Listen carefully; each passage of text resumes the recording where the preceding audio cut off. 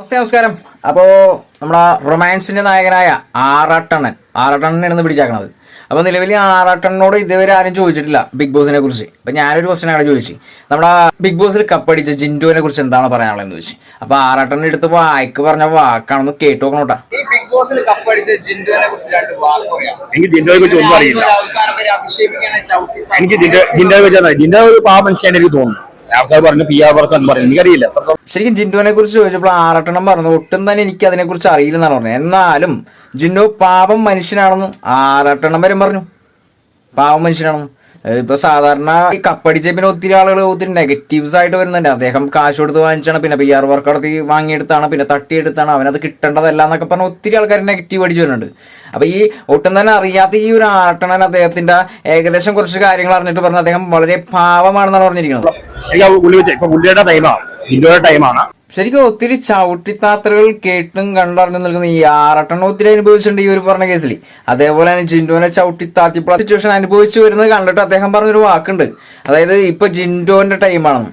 ആദ്യമൊക്കെ ജിൻഡോന് വേണ്ടി സംസാരിച്ചെങ്കിലും പിന്നെ കുറച്ച് റൊമാൻസ് വന്നു കഴിഞ്ഞപ്പോ നേരെ മറിച്ചിട്ട് പറഞ്ഞു.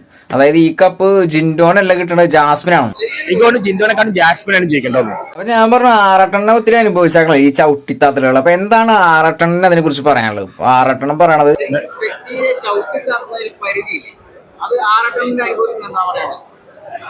ആരും പൊങ്ങി വരുന്ന ആൾക്കാർക്ക് ഇഷ്ടമല്ല, എല്ലാവർക്കും അസൂയാണ്. ആരും പൊങ്ങി വരുന്ന ഇഷ്ടമല്ല. പൊങ്ങി ഏറ്റവും കൂടുതൽ തെറി വിളി കേട്ടുന്ന അപ്പോഴാണ്. അപ്പൊ ആറാട്ടൻ എന്താ പറയുന്നറിയോ?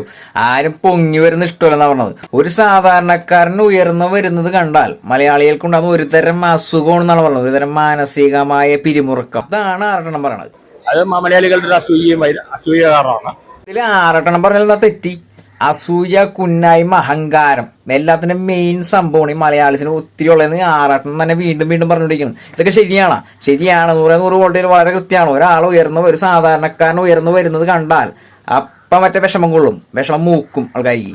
ശരിക്കും ആറാട്ടണ്ണ ഒരു CBI മാറിയായിരിക്കും. CBI കാരണം കഴിഞ്ഞ കേസ് അപ്പൊ ആറട്ടെണ്ണ ഒരു എന്തൊരു ഇൻട്രസ്റ്റ് ഇല്ലായ്മ. അപ്പൊ ഞാൻ ഇൻട്രസ്റ്റ് ഉള്ള ഒരു ഒറ്റ ക്വസ്റ്റ്യൻ ചോദിച്ചു, ആറട്ടെണ്ണ ശരിക്കും CBI ആയിട്ട് മാറിയെന്ന് ഞാൻ അറിഞ്ഞില്ല, ശരിയാണെന്ന് ചോദിച്ചു. അപ്പൊ ആറട്ടെണ്ണ മനസ്സിലായില്ല. ഞാൻ പറഞ്ഞു ഈ അടുത്ത കാലത്ത് മറ്റേ ലുലുമാളിൽ വെച്ച് ആറട്ടെണ്ണ പൊതിരെ തല്ലിയില്ലേ ഒരു പയ്യൻ. ആ പയ്യന്റെ പേരിലും പിന്നെ ആ പയ്യന്റെ കൂടെ ഉണ്ടായ ഒരു സ്ത്രീജനത്തിന്റെ പേരിൽ ഹണി ട്രാപ്പ് എന്ന് പറഞ്ഞൊരു കേസ് വന്നായിരുന്നില്ലേ, അത് ശരിക്കും പറഞ്ഞ ആറട്ടെണ്ണല്ലേ കണ്ടുപിടിച്ചതെന്ന് ചോദിച്ചു. അപ്പൊ തന്നെ ആറട്ടെണ്ണ അതിനെ കുറിച്ച് വിവരിച്ചു. ഒന്ന് കേട്ടോ കേട്ടാ. ഒരുപാട് ഇഷ്യൂ നടക്കണ്ടേ എന്തിനാണ് അതിന് അയാൾക്ക് കർമ്മ അയാൾക്ക് കിട്ടിയില്ല. 3 ദിവസം കഴിഞ്ഞപ്പോഴേക്കും അയാൾ അറസ്റ്റ് ചെയ്തുള്ളൂ. ശരിക്കും പറഞ്ഞാൽ അടിസ്ഥാനപരമായിട്ട് കർമ്മ എന്ന് പറഞ്ഞ ഒരു പോയിന്റിലാണ് ആറട്ടെണ്ണം കയറി പിടിച്ചത്. കർമ്മ എന്ന് പറഞ്ഞു കൃത്യമായിട്ട്, അതായത് ചെയ്യുന്ന കർമ്മത്തിനുള്ള ഒരു സംഭവം അപ്പൊ തന്നെ തിരിച്ച് ഓൺ ദ സ്പോട്ടിൽ കിട്ടി എന്നാണ് പറഞ്ഞത്. ശരിക്കും പറഞ്ഞാൽ അവനെ അറസ്റ്റ് ചെയ്യുന്നതാണ്, സന്തോഷമായിട്ടാണ്. കർമ്മേന്ന് പറഞ്ഞതാ അപ്പൊ തന്നെ വെച്ച് ഹണി ട്രാപ്പ് ആയിരുന്നില്ല. അപ്പൊ ഇതിന് കുറച്ച് മീഡിയകളിലൊക്കെ വന്നിട്ട് ഈ ആറട്ടെണ്ണ ചവിട്ടിത്താത്തണ ഒരു സംഭവം നമ്മൾ നേരിട്ട് കണ്ടതാണ്. ഒത്തിരി പ്രേക്ഷകർ അതിനെതിരെ പ്രതികരിച്ചാണ്. ഈ പാവപ്പെട്ട ആറട്ടെണ്ണ എന്തിനാണ് ഇങ്ങനെയൊക്കെ പറയണത്?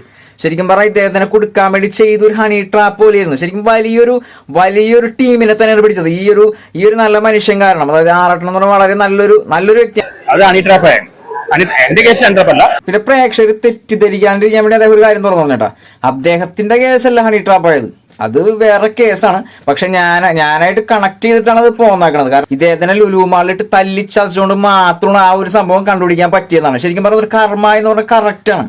ആദ്യ കാലത്തൊക്കെ പണിയെടുക്കുമ്പോ പിന്നെ ആയിരുന്നു, പക്ഷെ ഇപ്പൊ ഓൺ ദ സ്പോട്ടിലാണ് തിരിച്ചടിയിടുന്നത്. അതാണ് കർമ്മ. കർമ്മ ഇവർ പെണ്ണ് കഴിച്ച് ഒരാണ്ട് ജീവിതം കളയാം, അങ്ങനത്തെ സാഹചര്യമാണ് ഇപ്പൊ. നിയമങ്ങൾ അങ്ങനെയാണ്. സത്യത്തിൽ റൂൾസ് വരെ, അതായത് നിയമങ്ങൾ വരെ ആറട്ടെണ്ണനെ എടുത്ത് കാണിച്ചെന്നാക്കിയാണ്. കാരണം ഇപ്പൊ ഒരു സ്ത്രീജനം ഒരു പുരുഷനോട് ചെന്ന് ഒരു കംപ്ലൈന്റ് ചെയ്തിട്ടുണ്ടെങ്കിൽ ആദ്യം സ്ത്രീജനത്തിന്റെ ഒപ്പമായിരിക്കും എന്നുള്ളതാണ്. അത് സത്യമാണോ? ഇപ്പൊ ഈ കുറച്ച് ദിവസങ്ങളായിട്ട് ഒരു ഹണി ട്രാപ്പ് വന്നിട്ടുണ്ട് നമ്മുടെ കാസർഗോഡ് എന്നുള്ളൊരു സ്ത്രീജനം. പക്ഷെ അവരെ ഡയറക്ട്ലി പൊക്കി.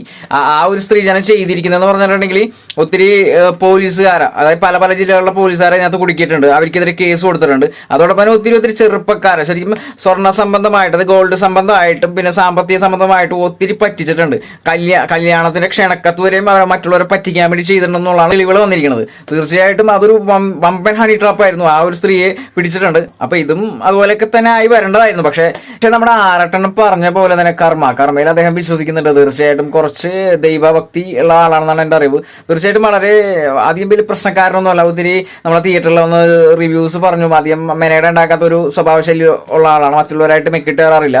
ഇപ്പൊ ഇദ്ദേഹത്തിനാണ് കൂടുതൽ ആളുകൾ ഇങ്ങോട്ട് വന്ന് മെക്കിട്ട് കയറിയിരിക്കുന്നത്. തീർച്ചയായിട്ടും ഇദ്ദേഹത്തിന്റെ ഒരു സുഹൃത്ത്, വേണ്ടപ്പെട്ട ഒരു സുഹൃത്ത് മാക് എന്ന് പറഞ്ഞാൽ നിങ്ങൾ അറിയാം. അപ്പൊ അദ്ദേഹം പറഞ്ഞിട്ടുണ്ടായിരുന്നു കഴിഞ്ഞ ദിവസം ഞാനൊരു വീഡിയോ ഇട്ടുണ്ടായിരുന്നു. അദ്ദേഹം ഒരുപാട് പ്രതികരിച്ചിട്ടുണ്ട്. ഈ ഒരു ആറെണ്ണനെ ചവിട്ടി തേക്കുന്ന ഒത്തിരി മീഡിയസ് മുമ്പിൽ വന്നിട്ട് അദ്ദേഹത്തിന്റെ മോശമായ ഒരു സംഭവം എന്നൊക്കെ പറഞ്ഞ് അതിനെതിരെ വളരെ കൃത്യമായുള്ള പ്രതികരണം ഞാൻ വീഡിയോയിൽ ഇട്ടുണ്ട്. അത് നിങ്ങൾ കണ്ടിട്ടുണ്ടാവും ഞാൻ വിചാരിക്കുന്നു.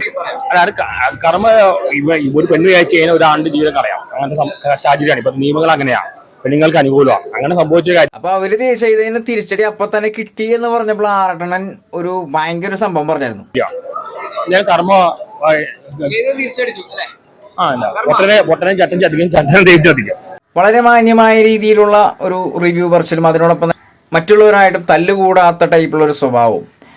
ആളൊരു പക്ക മെമ്പറാണ്. അദ്ദേഹത്തിന്റെ ഇപ്പൊ ഈ അടുത്ത കാലങ്ങളിൽ കൂടുതലായിട്ട് അദ്ദേഹത്തിനാണ് കൂടുതൽ ആളുകൾ ആക്രമിച്ചിരിക്കുന്നത്. അപ്പൊ ഞാനിപ്പോ ഈ ജിൻഡോനെ ചവിട്ടിത്തതിനെ കുറിച്ച് പറഞ്ഞപ്പോൾ അദ്ദേഹം അതുകൊണ്ടാണ് അങ്ങനെ തന്നെ പറഞ്ഞത്, എനിക്ക് അദ്ദേഹത്തിന് കൂടുതൽ ഇഷ്ടമാണെന്നുള്ളത്. കാരണം ഈ ജിൻഡോ എന്ന് പറയുന്ന വ്യക്തി ബിഗ് ബോസ് ആരംഭം മുതൽ അവസാനം വരെ ചവിട്ടിത്താത്തലും കുറ്റപ്പെടുത്തലും കേട്ട ഒരു വ്യക്തിയാണ്. അപ്പൊ അതിനെക്കുറിച്ച് ചോദിച്ചപ്പോഴാണ് ഈ ആറട്ടെണ്ണം ഇങ്ങനെയൊക്കെ വിവരിച്ചത്. ഇങ്ങനെ കുറച്ച് കൂതറ മീഡിയാസ് ഉണ്ട്. കാരണം എന്ന് വെച്ചിട്ടുണ്ടെങ്കിൽ ഒരു വ്യക്തിയുടെ ഉയർച്ച വരുമ്പോൾ മാത്രം അവരുടെ കൂടെ പോയി നല്ല കണ്ടന്റ് ഇടുക.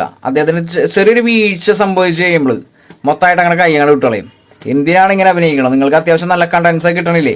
അപ്പൊ അദ്ദേഹം വീണത് എന്താണെന്നുള്ള അതിന്റെ സോളിഡ് എവിഡൻസ് കണ്ടെത്തിയിട്ടുണ്ട്. പിന്നെ മോശമായ രീതിയിലുള്ള ഈ ഓരോ വീഡിയോസ് അപ്ലോഡ് ചെയ്തിട്ടുള്ള കാര്യമുള്ളൂ. എന്ത് കാര്യമുണ്ട് ഒരാളെ നശിപ്പിച്ചുകൊണ്ട് നിങ്ങൾക്ക് എന്തെങ്കിലും കിട്ടാനുണ്ടോ?